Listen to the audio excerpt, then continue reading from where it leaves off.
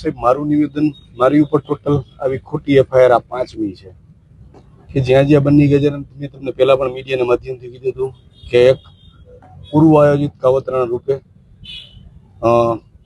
SP સાહેબની નિગરાનીમાં અમારા DYSP સાહેબના માર્ગદર્શનમાં અને એલસીબી પોલીસ સ્ટેશનના એલસીબી પીઆઈની ટીમ જે છે એ પકડવા આવતી હતી. બંનેને સૌથી પહેલા 14 તારીખે બપોરે 2 વાગે એની તલથી પકડો. જેવી ખબર પડી એમના રાજકીય આંકાઓને પોલીસે જાણ કરી દીધી કે બંને પકડાઈ ગયો છે. બંનેને 15 તારીખે સાંજે 6 વાગ્યા આસપાસ ધોરાજી રજૂ કરે છે. એ પહેલા તો બંને ઉપર ધડાધડ 15 તારીખે 4 એફઆઈઆર થઈ છે. હું તમને કહેવા માંગુ છું કે આ તો કયા પ્રકારનો ન્યાય આપવા માટે બેઠા.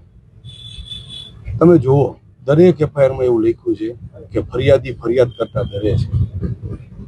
ફરિયાદીનું તમને હું પરિચય આપું. એક ફરિયાદી છે તાલુકા પંચાયતના પ્રમુખનો પતિદેવ, ભારતીય જનતા પાર્ટીનો. એક ફરિયાદી છે તાલુકા ભાજપનો પ્રમુખ. એક ફરિયાદી છે તાલુકા ભાજપના ઉપપ્રમુખ. એક ફરિયાદી છે અહીંયા અમારા ચરખડી ગામના સરપંચનો પુત્ર. આ લોકો બેન આવ્યા હતા, અલ્પેશભાઈ આવ્યા હતા.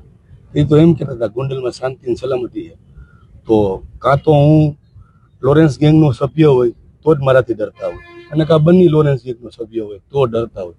જો ગોંડલમાં શાંતિ સુખાકારી હોય તો મારાથી ડરવાની જરૂર શું હોય? અને બંને પકડાઈ ગયો અને તરત જ આ લોકોની હિંમત ક્યાંથી આવી? 15 તારીખે તમે દરેકને હું તમને કોપી આપીશ. 15 તારીખે એક સાથે 4 એફઆઈઆર થઈ છે. દરેક જગ્યાએ બંને આગળ જાય છે. બંને પાસે ફોર્સફુલી મારું નામ ખોલાવે, મને એલસીબી પકડે અને તમારી નજર સમક્ષ આજે કેટલી તારીખ થઈ? 23 તારીખ, 6ઠ્ઠો દિવસ છે આજે.